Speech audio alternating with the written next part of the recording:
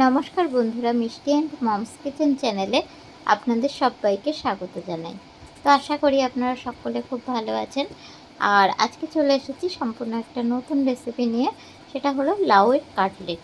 তো কাটলেট তো আমরা অনেকে অনেকভাবেই খেয়েছি, মাংসের কাটলেট, তো চিকেন কাটলেট। তো আজকে দেখুন সম্পূর্ণ নতুন একটা কাটলেট আপনাদেরকে বানিয়ে দেখাচ্ছি, এবং খুব মনোযোগ সহকারে দেখুন, পুরো ভিডিওটা দেখুন আর বাড়িতে বানিয়ে সকলকে একেবারে তাক লাগিয়ে দিন। তো লাউটাকে কিন্তু কেটে নেওয়া হয়েছে, আর দেখুন এখানে কিন্তু সুন্দর করে মানে গোল গোল করে, একটু খুব যে পাতলা আছে তা না, একেবারে পাতলা না আবার খুব মোটা না, এরকমভাবেই কিন্তু কেটে নেওয়া হয়েছে। আর এবার পরবর্তী স্টেপে চলে এসেছি।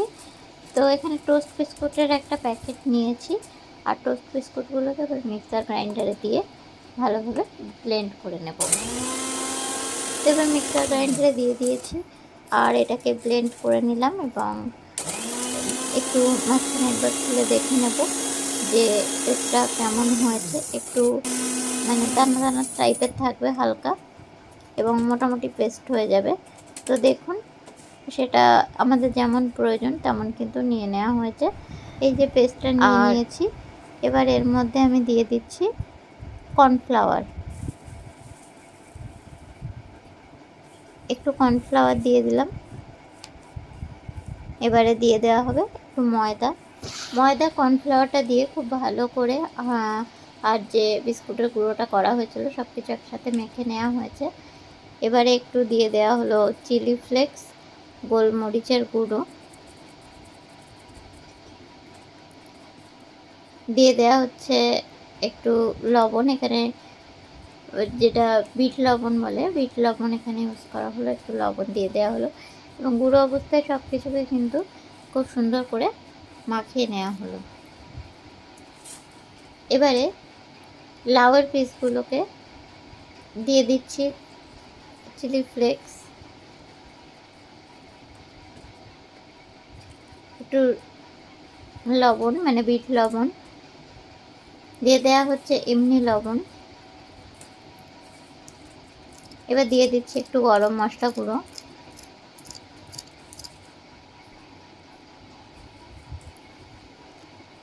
এবার দিয়ে দিলাম গরম মশলা গুঁড়োটা দেওয়া হয়ে গিয়েছে। এবারে দিয়ে দিচ্ছি একটু হলুদ গুঁড়ো,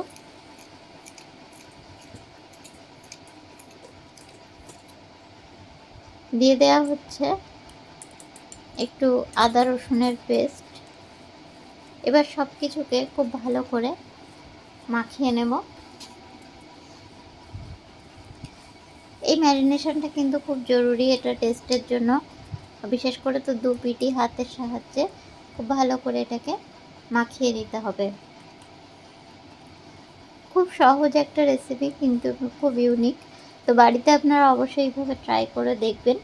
এটা কিন্তু খেতে খুবই সুস্বাদু হবে, আর এটা বিকালের স্ন্যাক্স হিসাবেও আপনারা বানাতে পারেন, আর শুধু বা যে কোনো কিছুর সাথেই আপনারা এটা খেতে পারবেন। তো রেসিপিটা পুরো দেখুন এবং বাড়িতে অবশ্যই বানিয়ে আমাকে কিন্তু কমেন্ট করে জানাতে ভুলবেন না।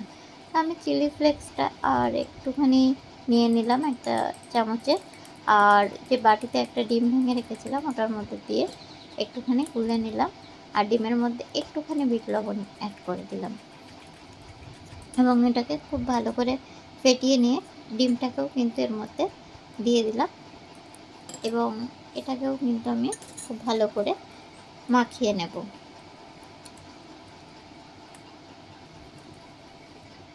তো দেখুন এটা কিন্তু মাখিয়ে নেওয়া হয়ে এবারে প্রত্যেকটা যে চাল কুমড়োটাকে ম্যারিনেট করা বা মাখিয়ে নেওয়া হয়েছিল সমস্ত কিছু দিয়ে, সেটাকে কিন্তু ওই যে শুকনো যে ময়দা কর্নফ্লাওয়ার আর বিস্কুটের গুঁড়ো বা চিলি ফ্লেক্স সব কিছু দিয়ে যে একটা শুকনো মানে গুঁড়ো বানিয়ে রাখা হয়েছিল সেটার মধ্যে কিন্তু কোট করে নেওয়া হচ্ছে, যাতে ফ্রাই করার পরে একটু মুচমুচেও হয় এবং খেতে ভেতরটা একটু জুসি হবে, তাহলে কিন্তু খেতেও খুব সুন্দর হবে। তো এভাবেই দেখুন একটু কিন্তু সময় নিয়ে উল্টে পাল্টে খুব ভালো করে কিন্তু কোট করে নেওয়া হচ্ছে। এবারে চলে এসেছি গ্যাসে এবং বেশ কিছুটা তেল দিয়ে দিয়েছি, খুব ভালো করে গরম হয়ে গিয়েছে। এবারে কোট করা লাউগুলোকেও কিন্তু দিয়ে দিলাম আর ফ্রাই করে নিয়েছি। একটু সময় ধরে লো টু মিডিয়াম ফ্লেমে ফ্রাই করে সমস্ত কাটলেটগুলোকে বানিয়ে নেব বা সুন্দর করে ভেজে নেব। একটু ডিপ ফ্রাই করতে হবে, তাহলে কিন্তু জিনিসটা খেতে টেস্টিও হবে। আর বারবারই বললাম, উপরটা একটু ক্রিস্পি এবং ভেতরটা একটু জুসি টাইপের থাকবে, যেহেতু এটা লাউয়ের কাটলেট। তো আমার কিন্তু বানানো একদম শেষ পর্যায়ের দিকে। সার্ভ করে দেব। সার্ভ করার সময় জিনিসটা কিন্তু দেখতে ভালো হলে তাহলে কিন্তু মানুষের খেতেও ইচ্ছা হয়। আগে বলে না, আগে দর্শনধারী তারপর গুড়মিচারি। তো আমি এটা একটা থালার মধ্যে একটু স্যালাড কেটে নিয়েছি, শসা, গাজর, একটু টমেটোও আছে আর পেঁয়াজও আছে, একটু সস দিয়ে দিয়েছি। এরকম স্ন্যাক্স বা বিকালের টিফিনে যদি বানিয়ে দেওয়া যায় তো সকলের তো খুবই পছন্দ হবে, বাচ্চা থেকে বড় সকলেই এটা কিন্তু খেতে খুব ভালোবাসবে।